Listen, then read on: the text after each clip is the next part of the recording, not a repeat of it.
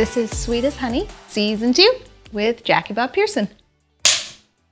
Welcome back to Sweet as Honey. Today we have the girl bosses of all girl bosses, Jackie Bob Pearson. Thanks, friend. She wears a lot of hats, so I'm like, let me get them all straight. She's a former Dallas Cowboys cheerleader, former 49ers cheerleader, real estate agent, mother, entrepreneur. What am I missing? I think you got it. No, that's good. That's good. So, long story short, she's amazing, and we are blessed to have her on and pick her brain today. Yay, thank you so much for having me. I'm excited. I'm nervous, but I'm really excited. Don't be nervous. I think I'm a little nervous because I'm like in the presence of a legend. Oh. She's talked about on our team as just like the most amazing person. So this is kind of our first time chatting. It is. So I'm learning with the rest of you guys, but it'll be super fun. Give us a little background on you and just your life. Oh gosh, okay. Well, originally from California, hence cheering for the 49ers, and I did that for 4 football seasons. In my 4th year, though, I took a flight to Texas, and I went to a DCC prep class because, of course, I watched the show and was enamored with DCC. And so after I was Pro Bowl cheerleader for the Niners, and then I actually got to meet the Dallas representative and talk to her, it felt like an achievable goal. It was different than just watching them on TV. And so I told, her name is Nicole Hamilton. Oh, I know her. Yeah, she's awesome. She's absolutely awesome. There was also a Falcons cheerleader there named Carrie, and Carrie and I went to Nicole and said, we're trying out. We're booking a ticket, and she was like, I'll pick you up from the airport. So sweet. So we both came out. We both made the team together, so there were 3 Pro Bowl cheerleaders my rookie year. The Atlanta Falcons girl, me, former 49ers, and then Nicole Hamilton. And we opened up the new stadium. That first year, it was Cowboys Stadium. Amazing. So yeah, cheered Niners, cheered Cowboys. I did Cowboys 5 years, and what was really cool is in my 5th year, I was the Pro Bowl cheerleader again. And then small story on how things come full circle. There's a production company that manages the Pro Bowl cheerleaders and NFL Game Day. Used to be in Hawaii, now it's in Orlando. So when I came back that second time as the DCC representative, I had the same directors, it was the same security team, the same producers, and that really opened the door to me starting to produce stuff with the NFL. And so since they got to meet me a second time, that next year I worked Pro Bowl, and then I worked NFL Mexico, and then I worked the London Games, and it's just grown from there to Super Bowls and the NFL draft and championship games. And this year, I just completed my 1st year as the Pro Bowl Cheerleaders director. See, So awesome. she's so amazing. Like, your resume is outstanding, but I'm sure, like, when you came back for the second time, they're like, okay, this girl is, like, something special about her because she's been Pro Bowl rep of 2 teams now. That's pretty, like, an amazing accomplishment. It is. But if I'm honest, I will say it's not because of my dance ability. I think I'm a okay, solid dancer, but what I pride myself on most was always being a good teammate. And I think that's what got me that role both times. Yeah, So, and that's an amazing thing. So it's worth so much more in the end, you know, those relationships you build. So now, like, being the Pro Bowl rep and seeing all the girls there, I'm sure you're so excited to just meet everyone and, like, look back on the years that you've had. And oh man, it has been, so when I first got the call to be the Pro Bowl cheerleader director this year, my first thought was, holy smokes, what have I gotten myself into? Yeah. I didn't feel prepared. I didn't feel credentialed, if I'm being honest.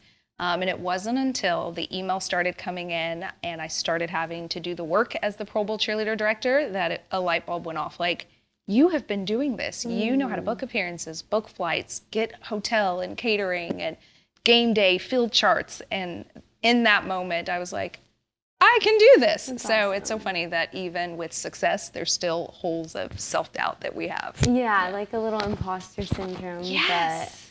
But yeah. Yes. What's the quote? I'm going to butcher it because my brain is mush right now. But it's a quote about, like, God making you, what is it? He equips the called, not calls the equipped, you know?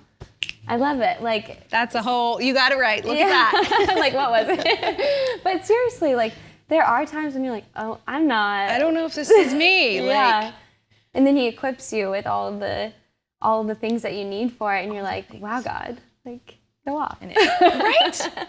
And it's refreshing, and I love that you said that because there's so much stuff that I try to push. I want to make happen, girl boss, driven, whatever you want to call it. And this was a reminder of, he already has a plan. He already has a path. He's going to equip you with the knowledge and the people to surround you to make sure you can get it done. And it reminds me to relax and know that, it's taken care of. If it's for me, it's taken care of. Yeah, so true. You don't have to do it all on your own. Yeah. He's got you, and he's, like you said, providing the resources and the people. Yeah, but outside of that, I'm a mom. Yeah. I post and talk about my kids all day. They are just the love of my life. I have a 4-year-old girl who will probably try out for DCC one day. It's just in the making. I can already see it, even though I'm not sure that I want her to be a DCC.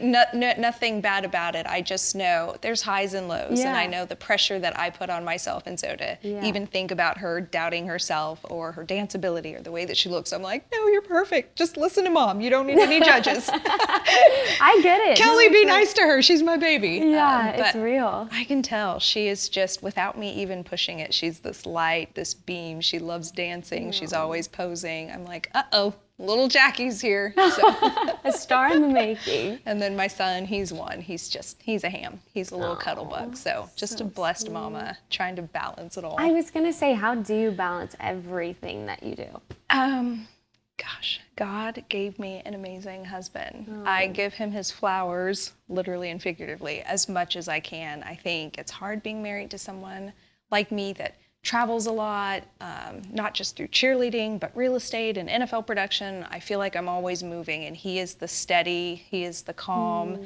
He is like, I'm putting the kids to bed tonight and dinner's done. I'm like, thanks so much. So I love that. It's just, I couldn't do it without my partner. Perfect little team. Yeah, we really are. He's a good guy. Oh, we were talking about it before, and you're like, I'm the dreamer, and he's the, get it done. He is the executor, yes. Anything that pops into my head, because I'm like ADD sometimes, he's like, no, that's a great idea. Let's do it. So we actually, I forgot to tell you this, we own a backpack company, and it was because of a dream, a comment that I had, and he went out and made it happen. So it was my final year cheering for DCC, and I worked for a cheerleading company that made these elaborate sparkle bags, and then that company was like, we're going to discontinue them. And I told my husband, I'm like, oh my gosh, I've got people on a wait list to order these sparkly backpacks.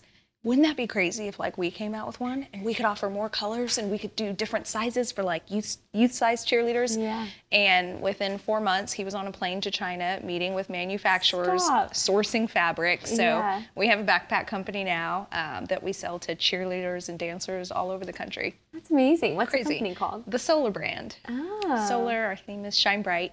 And that's kind of what we push through everything. Like, if you let your light shine, the audience will gravitate toward you. I love that. That's so sweet. So fun. Oh my gosh. I'm like, I can't even keep up with your life. Like, how do you keep up with it? It has been, and it's almost like this perfect segue, because it's been on my heart, cheerleaders and entrepreneurship, and using that platform, and what does it look like so that, we both know the time investment that we put into it. Yeah. We know the reach that we have. We know the following that we have. How can you segue that into something that's sustainable? So, not to say that it's time lost, but continue to keep moving the needle forward even after. So, I love that we started the Solar brand, and we've got some stuff coming up to help cheerleaders kind of bridge that gap between retirement and going into professional lives or motherhood, and that's just one of the things I'm super passionate about. Yeah, are we allowed to talk about it? Can I hear a little bit about it? Okay, what do you want to know? Everything. I'm like, I just retired, and help. I am your audience. Let me take notes. You just tell me everything about it. I think it's so cool. I love it. So I have a good friend. Her name is Haley, and she was recently on Shark Tank, and she did get a deal from a shark. Like crazy. I was crying for her. And I met her through 49ers, not as a cheerleader. I was their judge the year that she tried out. And after that, she reached out to me on social media. We stayed in contact. I don't think she did, but she had told me she was interested in trying out for DCC. Long story short, Shark Tank is one of my favorite shows, clearly as an entrepreneur. I watch it every night, and I binge watch it if I miss a couple of episodes. And so she had reached out and said, there is so much that goes into going on Shark Tank. We hire pitch coaches to help us navigate our elevator pitch or tell a story that's engaging. And there's so many great entrepreneurs that don't have the gift of storytelling. They have the gift of invention. And so she said she wanted to set up a Zoom. I was going to come on as a guest to help these entrepreneurs, these inventors, craft a story that was engaging and articulate and piece together parts of their life that correlate that maybe they weren't even thinking of. And then fast forward, the Netflix show comes out. And she and I both felt the heart of one of the girls on the show, Caroline, about post cheerleading retirement and that space of maybe feeling lost, mourning your old life, trying to get excited about the next life. And she reached out to me right away and was like, pivot. We are not going after the entrepreneur that has an issue telling their story.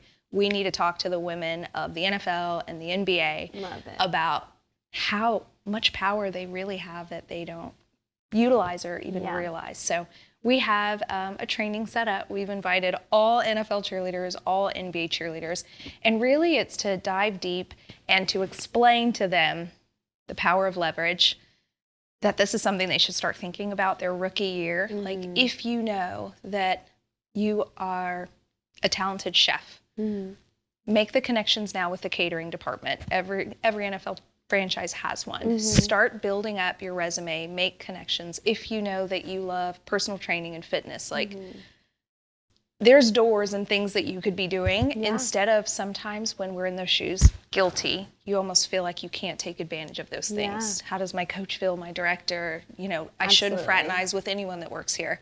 If it's business and it's strategy and it will propel you forward, I would feel confident in saying almost every director would say, I would love to broker the introduction. So that's what Haley and I are going to talk about, I should say, giving cheerleaders some direction and some courage to start planning their retirement while they're currently cheering. No different than what we do as an adult.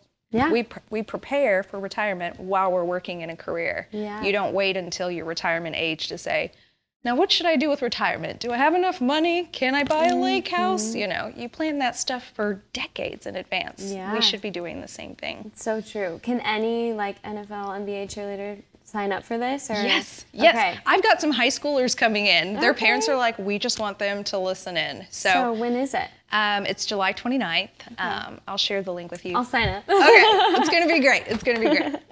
And I know you and I had lightly talked about it. My thought, especially now, I told you I get to direct the Pro Bowl Cheerleaders, and this year was the first year that I was looking at every single athlete. We had a male cheerleader and females there, like looking at all of the athletes in a different light. Before, when I worked Pro Bowls and I was more in an operational role, I was just, all right, let's get the job done. Who needs what? And this year I felt like this is my team. I am responsible for them in a different capacity. And I left feeling like if I could change one thing in the NFL, and boy, I'm so glad that God put me in a position to have a voice to talk to every team with an NFL cheerleading program. Aside from thinking ahead, it should almost be mandatory, like a part of the audition criteria, that you intern for 30, 60, 90 days with your billion-dollar franchise. I looked at them like they aren't just dancers. They are not just performers.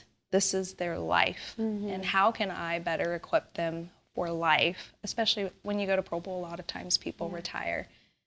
And so I challenged them with kind of the same thing I'm sharing with you. If you will go back to your directors and say, I have an interest in law, go work with the legal department.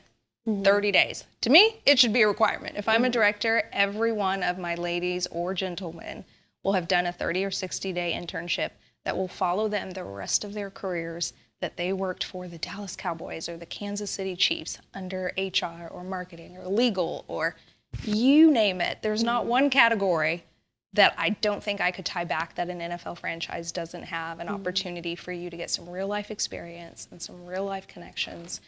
And I almost want to challenge all NFL directors to do that and think about post-cheer, and instead of grooming great dancers, grooming great humans and leaders. It's so smart, and just like, I love your heart behind it. Like, you just really care about the person, you know, and the girl behind the uniform. Absolutely. I think it's really sweet, and I agree, like, when you're in it, it's hard to focus on what's next because you're just like laser focused, and a lot of times you just don't have time. You don't have time. Like, Yes. you're just trying to stay afloat. But if it was required. So how many appearances have you done? Let's say once a month you had to give 10 hours back to a department. Paid or not paid? I won't get into finance, but I even think, I'll just say this, we can edit this out or keep it, I don't care. Let's say the internship paid $10,000 for 6 months. It could be a profit center for most franchises. Yeah. Program takes 2,000, cheerleader takes 8. You've created a profit center, you've created an experience and an opportunity, and you are growing humans that won't look back and say, thank you for the opportunity to dance. They will say, thank you for changing my life. Yeah. Like, what? Yeah, that's amazing. Your ideas are just like so inspiring. Like, Yeah. I just want to listen to them all. And it's this perspective that cheerleaders are just dancers, or they're just models, or they just want to be a celebrity or a social influencer. And so stepping into that professional environment where I will never shy down, or is that even the one I'm saying? Shy down? Yeah. Belittle? Yeah. What's the word? I know what you're trying to say. Yeah. Like, I'm going to own that life and not take away from the beauty of it just to appease someone who has a limited belief that we aren't smart women. Yeah. What I would rather do is parallel why I'm an amazing real estate professional because of my time on the field. Yeah. You want me to, manage and help you with a $1 million negotiation? Well, I've represented a $1 billion franchise for 5 years. You want to talk about time management? Do you want to talk about attention to detail? I can tell you every little detail, and it's because of the training and ambassadorship that I had with the Dallas Cowboys. And so I never take away or try to hide the fact that I'm a pro cheerleader. I'm like, do you realize why that makes me a badass? Yeah. No, it's part so of my language, but It's so true. Like, I look back on my 21-year-old self and just how timid I was to speak in front of an audience, and like that interview was the scariest thing of my life. Like armpit sweat. And like tears. Like, luckily my tears were good, but still I was like so nervous. And now I have so much more confidence to carry a conversation with strangers or talk to a crowd and just, take off the nerves and speak. And like, that is such a skill that you need for life. And it is. And it's transferable. Yeah. You'll be able to use that skill for the rest of your life. I would trust you in a room filled with 5-year-olds and know that you're going to speak their language and they will be entertained. Yeah. And I would trust you in the room with an Army general. And I don't need to know anything about you other than the fact that you wore the uniform. Yeah. That tells me all I need to know. Yeah. And like, there is that respect around DCC too, because you do see the audition process on TV of like how hard it is to make the team. And especially on like those earlier years, like they show the background of the interviews, and as much as it is like stressful and hard, it grooms you so well. It's so life. funny. Every interview I've been on post DCC, I have not been 10% as nervous as I was when I had to interview with Charlotte, Kelly, and Judy. Yeah. And I love that. I would do it all over again, as hard and as scary as it was. I'm like, you can't put me in an environment where I'm intimidated or nervous because of the training that I've had, that you've had. I mean. Yeah, I love it. And I love the well-roundedness. I think the people I've been around with cheerleading are the most amazing, inspirational women I've ever been around. So the fact that, you're kind of capitalizing off of, like, we all have strengths, and like, we are allowed to use them. We're allowed to be bigger than what we think. And that is kind of my heart's goal. And I know that, if it's for me, it will happen. We both know and agree about the training and the public speaking. It's almost second nature. And I think all NFL cheerleaders are groomed to be master speakers. What I do feel like we all hold back with is stepping into our own professions, or stepping into, because just like NFL athletes, I've heard there's this transition from being told what to eat, what time to get to the training center, and now you're at home like, okay, I'm retired. What am I eating? To do? What time should I go to the gym? It's kind of that same thing where our life has fit into someone else's box for so long that it almost feels like faux pas to be like, no, I do want to go meet the VP of marketing. And I'd love to set up a meeting. It'd be like, should I go to my directors? But if that door was open and if it wasn't frowned upon, can you imagine how many other meetings would be happening and how much career advancement? My 5 years as a cheerleader, if I could go back, oh my gosh, and do it all again. And that's what kind of has me on fire. Like, how many conversations did I not have because I didn't feel like it was my place to do it? They hired me to dance, and I will be here to dance. They need a public speaker, I will do public speaking. But I left so much of what was important to me or my future growth just to the side for a little bit. And I want that to change. I'm going to be a part of that change. I love it. I'll be right there behind you. I'm like, I love it. I thought about that, you know, when I first started my podcast. Like, I was really nervous, thought it was going to be frowned upon. And luckily, like, DCC has been so supportive of it. I love that. I know, and I did not expect that. I was like, I'm going to have to stop, I think. And like, so, I mean, since we're being fully honest, when Haley, my friend that cheered for 49ers, put the information graphic out on social media, she used a shot of me in my uniform. And my knee-jerk reaction was, oh my God, I need to call her and tell her, like, I can't use my likeness. Yeah. And then I was like, nope, you're feeding into the very thing that you're trying to change. A part of that change is owning my likeness. I did wear the uniform. I'll never shy away from it. I'll never not post about it. It's a huge part of my life. But even furthermore, going back to what we feel like, am I allowed to do this? Being in the NFL environment, I have seen so many athletes be able to use their likeness, their images, and it has propelled their careers. And how dare I myself not do that or tell any other NFL cheerleader? If it's used correctly and it's used, it's who I am. And I won't ask anyone permission to tell my story and who I am. Well, and now with like the NIL stuff too, with college athletes, like it is becoming more accepted, and like they're realizing, you know, okay, these athletes and these girls, like, they work so hard to make this dream happen. Like, you should be able to make the most of it, even if you don't go professional, like for a college athlete or something. Yeah, it's really interesting. And I think I had an eye-opening moment. Gosh, what state was I in? Not in Texas. Random restaurant, bar, kind of a college town environment. And I saw pictures of my friends, my teammates, and I'm like, every day strangers are printing off pictures or ordering posters and putting it in their bar and using it to draw a crowd on game days. And here I am, the woman that actually wore the uniform, went to practice every night, and I can't put it on social media because I want to teach a class, you know, at my hometown. You know, it's just those things that I feel like if I could see the direction of NFL cheerleading as far as what the afterlife looks like and supporting them through that and bridging the gap between turning in your uniform and professional career and being able to use your likeness and your image to go back to your hometown and go on a news station and, you know, without all of these handcuffs, it's got to change. It's time. We're here, and I feel like we're kind of, it's going to happen. We're just probably going to be like the last industry to do it. No, I agree. Is that the biggest thing you would want to see change in the NFL?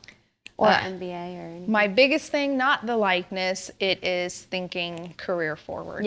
Career forward. Like my orientation, my opening to any team that I ever directed, and what I still do with now the Pro Bowl Cheerleaders, I have that great, that honor, is what's next. What's next, but also send the elevator back down. You have risen to the top. You're here as a leader, a captain, a Pro Bowl cheerleader. Now go down and grab the hand of someone else and help them lift up so they can be their best person. I love that. It's so good. I'm sure you'll do amazing things. And thanks, friend. Yeah, I'm excited to watch, and I'll help you. I'm like, I was going to say, you told me you're into it. Come on, we're going to start a little army. No, I think your heart behind it and your intentions are so pure, and it's, you know, hard to listen to it and just think like, yeah, why not? You know, it's great. When you retired, did you get immediately into real estate, or what did that look like for you? No, it was actually 2 years where I was in that gray space of what do I want to do? And I tried a number of things. I mean, you name it. I was in pharmaceutical sales. I just knew I wasn't meant to sit behind a desk and a computer. I was like, I've got too much energy. I've got too much life in me. So I sampled with a couple of things. Pharmaceuticals was tough because I talked about heart failure and hypertension and death all day. And I also realized that's not really my personality. And I loved it. I had a personal story behind it. And So I'm glad that I did that, but it wasn't until 2016, so I retired in 2014, that my husband, he's actually the one that recommended it. He was like, you would do amazing at real estate. Yeah. And we had bought land before and we owned a home, and I was like, I started paralleling again. I love sales. I love people. I don't want to be behind a desk. I really love numbers, but what I love more than numbers is money. And I've been that way my whole life. And so it was just the perfect marriage, and it's been such a blessing. Yeah. Such a blessing. Do you feel like you were taken seriously, like at the start of your career? No. Okay. No, I don't think I was. And I think I also, I will always be honest with you, girl.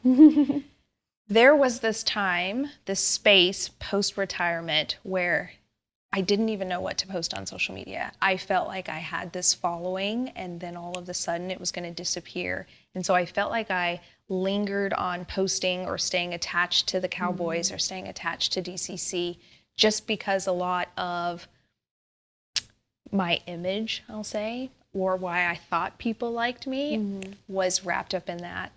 So I didn't really talk a lot about real estate. I kind of hid behind it and glorified football and the NFL and the Dallas Cowboys and the 49ers.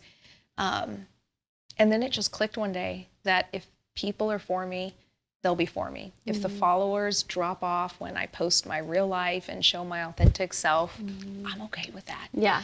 And the opposite has happened. It's grown. That's what I was going to say. I'm like, I feel like when you're authentic, it's when you see it grow, because people are like, all right, she's cool. She's herself. She's human. Yeah. And now I've loved it, because, boy, the pressure it takes off when you don't feel like you have to, I put my lashes on today, but the freedom to be like, you know what, I'm going to put whatever's out there, and the people that are for me will be there. The opportunities will be there. Yeah, absolutely. I'm big on following your passions. I couldn't sit at a 9-to-5 job either. So I just have to be on my feet. I have to be creative, and I'm teaching, I'm choreographing, like all the time. Movement is my guy. So like not a 9-to-5 desk job just wasn't gonna suit me. And so, and even to answer your question, I remember like the first handful of times that I saw, like, not just friends, but like good friends. Like, you were in my wedding. Like, we were there when we had each other's babies. I remember seeing them use other real estate professionals, and for a second being like, when will they see me as a real estate professional and not a cheerleader? Or maybe, so that is something that I think all of us that are pro cheerleaders battle with is, changing the lens. They're used to seeing a circle. I'm trying to convince them that I'm a square, and where do we bridge that gap? And again, something that I'm excited to talk about as I help other NFL cheerleaders venture into their careers post-cheering. Yeah.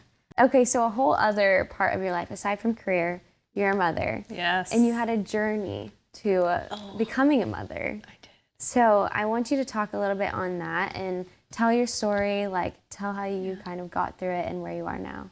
So motherhood did not come easy for me. And I remember at the time feeling almost broken that this is what my body should be doing, and why is it not happening? My husband and I had decided early on that we would be married for 2 years before we started a family, just to live and be selfish and travel, because we knew the commitment that being parents would come with. And then 4 years later, we still weren't pregnant. And then all of a sudden, the clock was ticking. And so it was nothing but God. I'm very open about my faith right when I felt like giving up. And I should say it's easier to talk about now when you're in the thick of it. The amount of tears, the amount of prayer, and even the moments where I was angry at God, where I questioned, why did he put this on my heart to only not give it to me? There was so much of a roller coaster of being a strong believer, but then having these weak moments where I was angry with him. And I'm so glad I had friends that were believers that were like, he's a big God. He can handle your tantrum. Go back and pray. And I was like, you're right. Okay. It was a journey. And right when we started having the conversations of what our family would look like, a phone call came through to my husband. Hey, are you hopping on this Zoom meeting for his company? And they made an announcement that they would cover infertility. And I was like, what? Wow. We went down that journey, and even that journey itself, like, I'm so happy I went through it, but I don't know that I would wish it on anyone. Yeah. It is such a beat up on your body. It's a beat up on your heart. It's a beat up on keeping your mind in the right place. But it also blessed me with 2 wonderful kids. And it is a literal daily thought. Being a mom's exhausting. The most exhausting thing I've ever done. And I've done Thunderstruck like 5 times back to back to back to back without water, where we're like, Judy, and it will never compare. But in these moments, like I just had 2 nights ago, where he wakes up at 2 a.m. and then he wakes up at 4 and he has an ear infection and he's irritable. I have to say, without IVF, I don't know if 100% I'd have the patience that I have right now. I'm so mindful of the work that it took for my little blessings to get here that I just get emotional thinking about it. So yeah, we had the IVF journey. It gave us 2 wonderful babies. We have babies in heaven through it that I think about and talk to all of the time. And the best part about it was I hid it for so long. I was embarrassed to tell my in-laws, even my mom, that like my body is not doing or responding the way that it should. And slowly opening up to friends and other family members. It's so common. It is so common. And we are not broken. So first, I guess that's what I want to say first. We are not broken. I am not broken. When I think back at the time that I thought I was ready to be a mom, I think God knew what he was doing. I was 100% not ready. I still had so much growing and maturing and life and experiences to go through. And I love sharing that. Even in our DCC bubble, there have been, because I've been open about it, so many former cheerleaders that have reached out and are going through similar things. And not even just DCC, my NFL sisters, other coaches and directors. I've become like this soundboard, and I think it's just from putting my truth out there and acknowledging it and not being embarrassed by it. I feel like 20, 30 years ago, it was like, I hate to even say this word, but I remember jokes of like test tube babies or babies being made in labs. It just didn't feel, and I even struggled with that as a Christian woman. You know, is this taking this too much into my own hands where I should let it go and let God stifle it out? And what I fell on and what I landed with was God told me my body can still carry a child. God provided the finances for me to have procedures. In the final hour, he provided a company that would cover 80% of the costs. He provided sound doctors that knew what they were doing. It reminds me of that story. I'm going to say it so wrong, but you know, a guy's drowning in the ocean and a guy comes by on a boat and he's like, hey, you need a hand? No, God's going to save me. Goes away. Another guy. And so I'm like, I want to be a mom so bad. Is this God's way of being like, okay, if it's not happening this way, I'm still going to allow you this? So I could have said, no, I don't want to take the insurance. No, I don't want to use the money in savings. But he really laid everything out so obvious that he was helping me on this way. And so I don't look at it as, you know, defying God's plan for my life. I feel like God put things in place for me to be a mom because he knew that passion was so strong in me of motherhood. So, how old were you when you had your first kid? Gosh, well, you don't have to say if you don't want to. No, I totally will. I had to think about it and do math. So Maxie was born in 2020. She's a COVID baby. And I'm 41 right now. So what does that make me, like 35, 36? Yeah. And then I had Jackson. And what's crazy is I want another one. And my husband is like, child, we're in our 40s. Hey, that's okay. I read a study that says you actually live longer if you have babies in your 40s and 50s. So, you know. Challenging the body. Right, we're challenging the body. I think I definitely won't, just because life. I don't even think I have the schedule or the flexibility. Okay. But I just love the babies. I know, they're precious. And you're right, like it's so common. And I think it's like the stats are 1 in 3, but more than not, like everyone I talk to struggles with it. It's gone through it in some capacity. I know, it's kind of crazy. You know, you're like, what is it? Like what? how come this is so common? But I'm so glad it's being more talked about, because you do, like, I have friends who have felt so alone in it. Yeah. And, and you feel embarrassed. If Yeah. I'm being honest, I felt embarrassed to open up to people initially. And, after you get married, when that time comes, it seems like it's the question that you get every day, all day. Like, so when are you? So when are you? And it went from being a sweet question to 3 years later, like making me go to the bathroom and cry because, people didn't know. I'm trying. I really want this. Yeah. And being embarrassed to say that we're trying and it's just not happening, or that we were visiting doctors and trying less invasive stuff.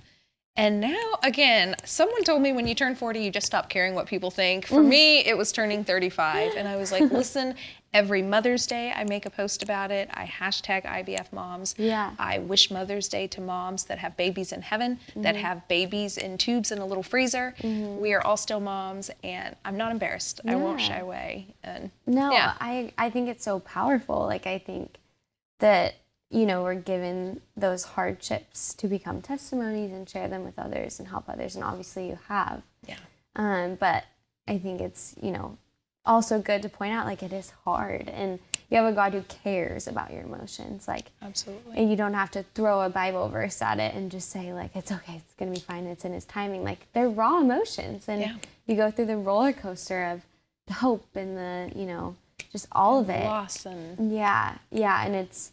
I can't imagine, because I haven't had that yet, but I empathize with everybody who talks about it, and, like, of course, I want to be a mom one day too, and so you kind of just also prepare yourself of, like, okay, this is a possibility. Yeah. And I hope even us talking about it, if that is a road that you have to go down for some reason, that you're like, I remember talking about this, and I will be okay. And there is light at the end of the tunnel, and in the thick of it, it's not fun. You're giving yourself shots every single day. You're drawing blood. You're going through surgeries. But at the end, when you hold the sweet little blessing, there's nothing.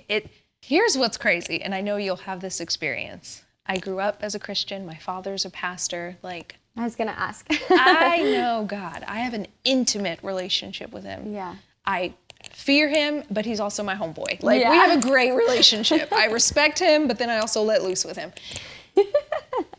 My love for Him and understanding of Him, becoming a mom, changed everything. Yeah. Like, the way that I love my child, I'm like, God, there's no way you could love me this way. Like, I know you love me, but, like, oh my, and then it hits me, like, He does love me like this. And the way that, I have to parent Maxie and take something away, but I know something greater's coming. I'm like, hey, give me the markers. I know we're going to go buy ice cream, but and for her, it's the end of the world because I'm taking away her markers, but she doesn't know what's on the other side of that. That's such a sweet way to look at it. Which is getting in the car to go get ice cream. And so anytime I'm frustrated or feel like I'm not in a position or have the things that I want, I'm like, God, you were probably smirking at me. Like, you were hanging on to this little crayon, Jackie. Yeah. But do you realize that on the other side of you letting go of that crayon, I'm going to take you somewhere even bigger. Wow. It's just the parallels of so the way beautiful. Oh, thanks, friend. I love it. I could just listen to you talk all day. I'm like, you're just a well of wisdom that I need to like. So you blush. No, you are. But I feel like being a parent, like, opened my eyes to the way that God loves us. Yeah. Or, my little tantrums here, but what's really on the other side. Or there's nothing my child could do that could take away the love that I have for her. Yeah. Nothing anyone could tell me. And I tell her this every night. There's nothing you can do. And I'm like, this is the way God loves me. Yeah. It's so beautiful. Yeah, I love that.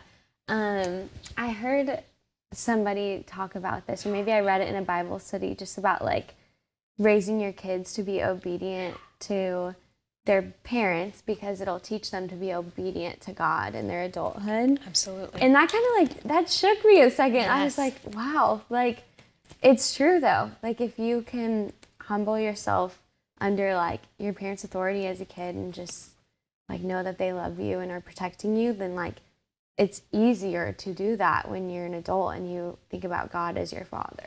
Absolutely. It's crazy. 100%. Mm-hmm. And I feel, gosh, I never really thought about this parallel. So in church recently, they were talking about the phases of having children. And in the beginning, it is obviously like establishing authority. And that has to happen first before you can get to friendship or before you can get to the coaching level. And so many parents do it backwards, where they want to befriend first, but then when it's time to have an authoritative role, you don't, because you started off with friendship. And so it talked you through these different stages of parenting. From first, it starts as an authority. Then it starts as like, all right, I'm coaching you through the things you know. You know better, but I'm still here to help kind of explain and allow you to pivot. And then it can grow into friendship. And I almost feel like our Christian walk is similar. Like there's that submission that needs to happen first. You have to recognize who the authority is. Then once he's moved you in your heart, you're still trying to navigate like, my heart still kind of wants to do this. Okay, no. You know, you're figuring it out. You're being coached through it. We're human. We're of this world, and we want for things that we know, the things. And then it turns into a friendship and like a true relationship with our Lord and Savior, and it's just beautiful. But I think it first starts with that authority, then being coachable as a new Christian and trying to walk and know that we're still going to mess up 100%. And then developing a relationship with him that feels like, all right, I know that I didn't love today, but I also know that we have tomorrow. And maybe today needed to happen because it was going to groom me for something that I don't even know is on the way. 100%. Yeah. It always does. Always does. Every part of my life that I'm like, why am I going through this? I can now say at 40, I completely understand why. And even though sometimes I try to ignore it, when I'm in the thick of it or feeling uncomfortable with life or work or even questioning my parental decisions, I'm like, okay, he's grooming me for something. What am I supposed to learn from this? Today was horrible. I got fired. The client didn't like me. The house didn't close.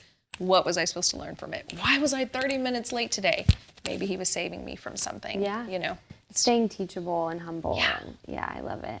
Well, I hope everybody's like taking notes, because I'm gonna have to go back and watch this and be like, like when I need this reminder. I love it. This has been so fun. Thank you for having me. Fun. I know, and I'm like, we could talk all day. We just need a whole podcast. Some popcorn and like, throw our hair up. I know, really.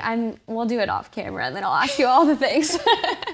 But I'm so glad you got to come on, and I'm honored that you took the time. So thank you so much. Anything for my sister. Aw. Always here for you, to support you in life. Thank you. Supported you on the field. Tried not to fangirl because you were like the Claire. But, it's really cool to sit here beside you because I've just been rooting you on for so many years from afar. Thank you. I'm so shocked. This is the first time we've gotten to talk, but I love it. And it's a special little introduction. So Yay! It's been great. And I hope you guys enjoyed it. We'll see you next time on the Speech Time Podcast.